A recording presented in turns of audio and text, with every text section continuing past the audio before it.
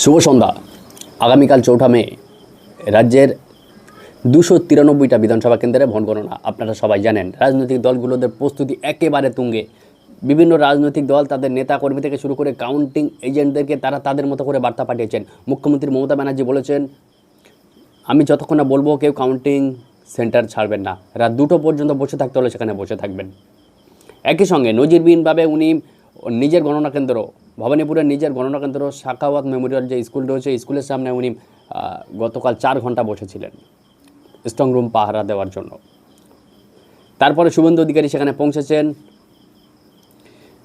বিভিন্ন রাজনৈতিক দলের প্রার্থীকে আমরা দেখেছি স্ট্রং রুমের কাছে একবার সরজমিনে ঘুরে আসতে দেখেছি।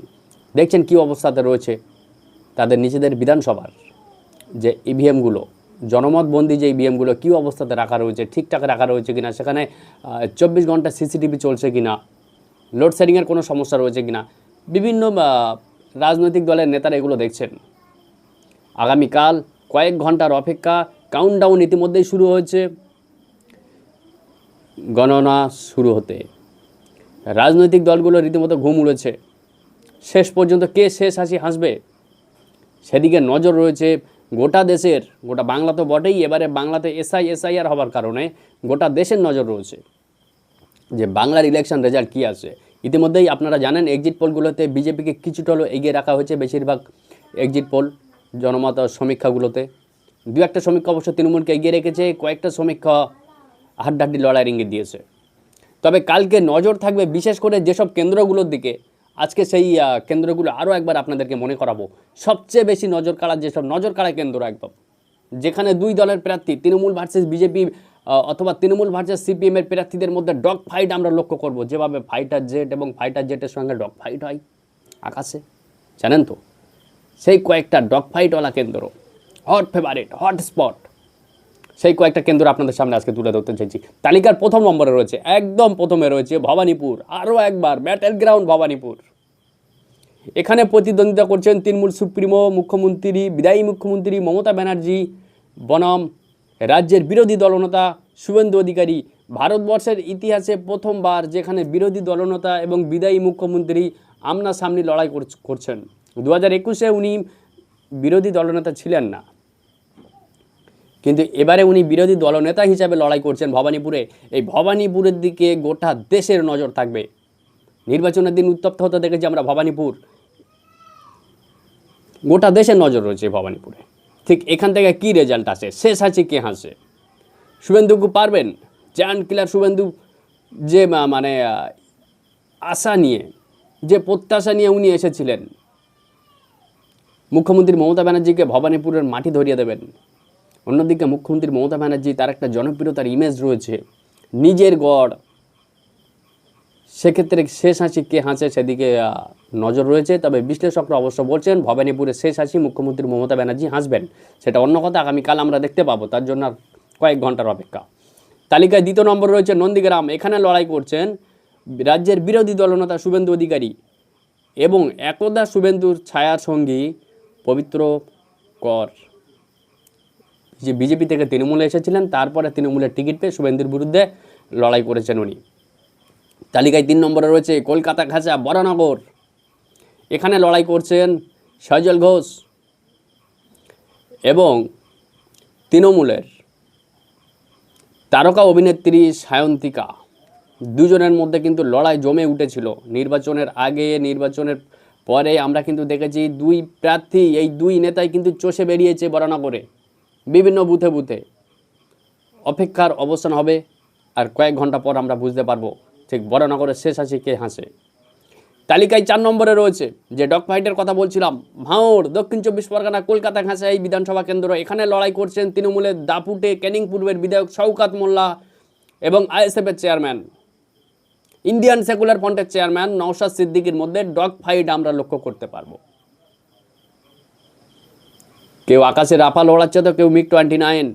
এই দুই নেতার লড়াই কিন্তু বেশ জমে উঠবে এবং নজিরবিহীনভাবে একথা আপনাদেরকে বলতে হবে, ভাঙড়ে কিন্তু এবারে 29 তারিখ দ্বিতীয় দফার নির্বাচন ছিল এবং যথেষ্ট শান্তিপূর্ণ নির্বাচন হয়েছে। দুই নেতাই দাবি করেছে অত্যন্ত ভালো নির্বাচন হয়েছে, ভাঙড়ে প্রতিটা মানুষ ভোট দিতে পেরেছে। দেখা যাক আর কয়েক ঘন্টার মধ্যে ভাঙড়ে শেষ আছে কে হাসে, নওশাদ না শওকাত?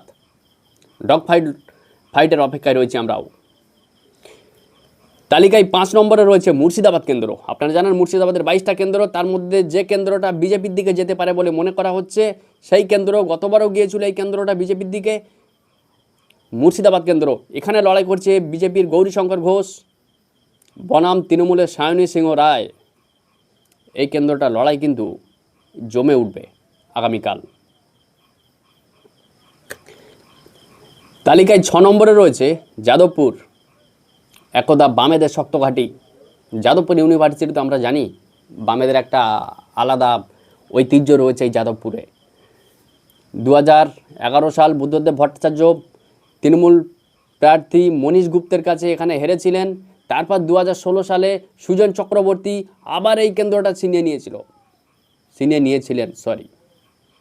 কিন্তু 2021 সাল আবার তৃণমূলের দখলে যায় এই কেন্দ্রটায়। এইবারে কিন্তু এই কেন্দ্রটা ফিরে পাওয়ার লড়াই বামেদেরও এখানে লড়াই করছেন লব্ধ প্রতিষ্ঠ কলকাতার প্রাক্তন মেয়র বিকাশ রঞ্জন ভট্টাচার্য এবং তৃণমূলের দেবব্রত মজুমদার। দুজনের লড়াই। বামেরা আশা করছেন যে দক্ষিণবঙ্গের এই সিটটা বামেদের দিকে আসতে চলেছে। অনেকেই মনে করছেন যে এখানে বিকাশবাবু প্রার্থী হওয়ার কারণে বামেদের দিকে কিন্তু কিছুটা হেলে রয়েছে এই যাদবপুর সিটটা, সেদিকেও নজর থাকবে গোটা দেশের। তালিকায় 7 নম্বরে রয়েছে খড়গপুর সদর। এখানে লড়াই করছেন একদা বিজেপির প্রাক্তন রাজ্য সভাপতি দিলীপ ঘোষ ভার্সেস তৃণমূলের প্রদীপ সরকার। লড়াই কিন্তু জমে উঠবে এই কেন্দ্রেও। দুরন্ত লড়াই দেখার অপেক্ষায় রয়েছে আমরা এই কেন্দ্রে। এবং তালিকার 8 নম্বরে যে কেন্দ্রটা রয়েছে, যেটা না বললে একেবারেই অত্যুক্তি হবে, আজকের পুরো ভিডিওটাই অত্যুক্তি হয়ে যাবে, কোথাও একটা মিস হয়ে যাবে, সেটা হচ্ছে পানিহাটি। এটা এত ইম্পর্ট্যান্ট সিট ছিল না যদি না এখানে অভয়ের মা রত্না দেবনাথ বিজেপির টিকিটে এখান থেকে লড়াই করতেন। সেটা নিয়ে অনেক বিতর্ক হয়েছে। বিজেপির মতো দল যারা ধর্ষকদের মালা পরায়, যারা সংখ্যালঘুদেরকে কবর থেকে তুলে এনে ধর্ষণের কথা বলে, ওনার মেয়ে ধর্ষিত হয়েছেন, সেই জন্য উনি বিজেপিতে গিয়ে ন্যায় বিচার চাইছেন।